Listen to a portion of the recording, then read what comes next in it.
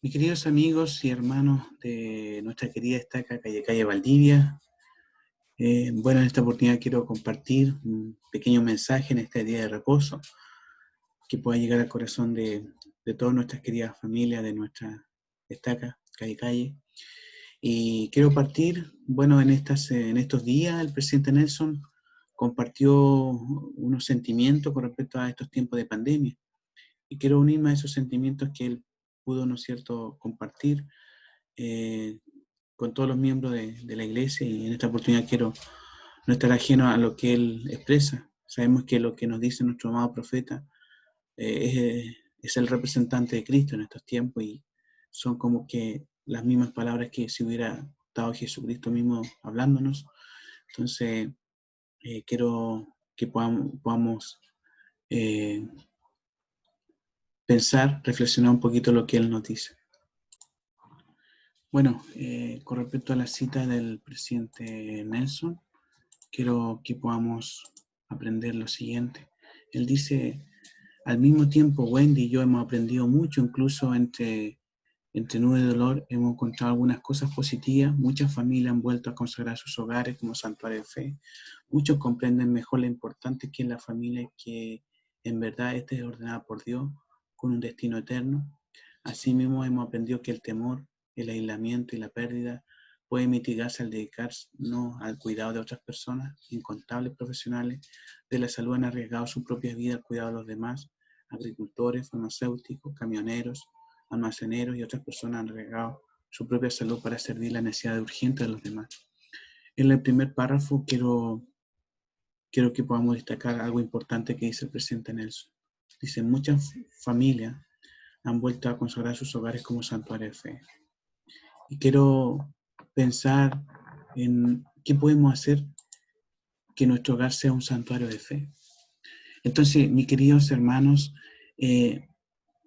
hay pequeños consejos que quiero llevarlo, que son consejos que nos han dado a través de las escrituras, que nos han dado nuestros líderes.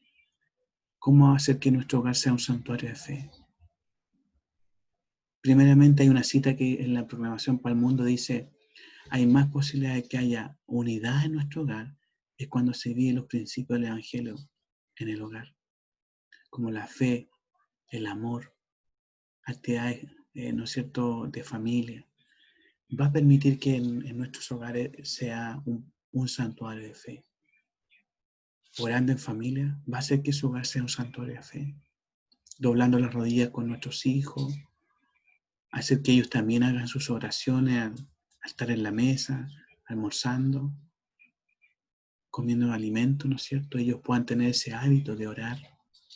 Porque el Señor dice: consulta al Señor en todos tus hechos y Él te dirigirá para bien. Cuando te acuestes en el Señor, acuéstate en el Señor. Si los hijos comprenden que al levantarse, al acostarse y al estar en la mesa como familias oramos, ellos van a saber que eso va a hacer que nuestro hogar sea un lugar de fe, que nuestro hogar sea un santuario de fe. Entonces es importante que podamos participar de la clase de Ven, Sígueme en nuestro hogar, a participar de actividades de nuestro barrio también, va a hacer que nuestro hogar sea un santuario de fe. Pensar en alguien que podamos ayudar a que sea un santuario de fe. Entonces quiero llevarlo a esto en estos tiempos de pandemia, que estamos más en nuestros hogares. Entonces podemos verlo como algo positivo, haciendo que la historia familiar sea una parte importante en nuestro hogar, que nuestros hijos trajen a nuestra historia familiar en la genealogía, que podamos llamar a una familia, pensar en alguien que podamos ministrar. Y quiero llevarlo a una escritura que está en el libro de Mormón, y que me gusta esta experiencia porque es una de mis favoritas del libro de Mormón. Es cuando el pueblo nefita escucharon una voz del cielo y miraron alrededor porque no entendieron de dónde venía la voz. Y no era una voz áspera ni una voz fuerte. No obstante, a pesar de ser una voz suave, penetró hasta lo más profundo de su corazón. Pero ellos no podían identificar de dónde venía esa voz. Entonces sucedió que de nuevo oyeron por segunda vez la voz y no la entendieron. Y aquí voy a un punto importante. Cuando no se entiende la voz del Señor o de parte de un líder, es porque necesitamos pensar, ¿qué me está faltando? Es como la del joven rico. ¿Qué más me falta para poder seguirte, Salvador? Y esto tenemos que hacernos la pregunta, ¿qué no estoy haciendo en mi hogar para que no sea un santuario de fe? Entonces, el quinto versículo nos enseña cómo podemos estar atentos. Dice, nuevamente por tercera vez oían la voz y aguzaron el oído para escucharla. Y tenían la vista fija en dirección del sonido. Y miraban atentamente hacia el cielo de donde venía el sonido. Entonces aquí podemos ver de que cuando nosotros agudizamos el oído, podemos decir, escuchamos al Espíritu Santo, el Señor nos va a direccionar hacia dónde tenemos que ir, qué decisiones tenemos que tomar cuando tenemos el Espíritu guiándonos en nuestra vida. Ellos pudieron direccionarle hacia dónde venía la voz. Era la voz del Padre Celestial. La voz del Padre Celestial le indicó que estaba presentando a su Hijo Jesucristo. Y él en sus propias palabras, él dice, he aquí, a mi Hijo amado, en quien me complazco, en quien he glorificado mi nombre, a él oí. Entonces él presentó al Salvador. Y bueno, acá en el versículo 11, digo que es el primer discurso donde dice, he aquí soy la luz del mundo, he bebido de la amarga copa que el Padre me ha dado, he glorificado al Padre tomando sobre mí los pecados del mundo, con lo cual me he sometido a la voluntad del Padre en todas las cosas desde el principio. Entonces, este es el primer discurso del Salvador.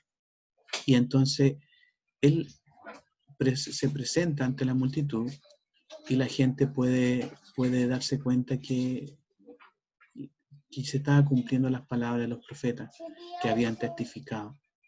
Y quiero detenerme un poquito en el versículo 15, donde dice, aconteció que la de la multitud se adelantaba y metieron las manos en sus costados y palparon las marcas de los clavos en sus manos, en sus pies, y esto hicieron yendo uno por uno.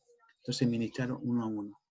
Entonces el mensaje que podamos ministrar a nuestra familia, pensar en alguien, algún hermano que necesite, ¿no es cierto?, una llamada telefónica, un mensaje de texto, que podamos estar atentos con ellos. Y este es mi mensaje, mi querido hermano, que podamos en estos tiempos de pandemia buscarlo de una forma positiva, estar en nuestros hogares, utilizarlo de buena manera y el Señor realmente guiará sus vidas. Que disfruten de un día de reposo. Comparto este mensaje en el nombre de nuestro Señor Jesucristo. Amén.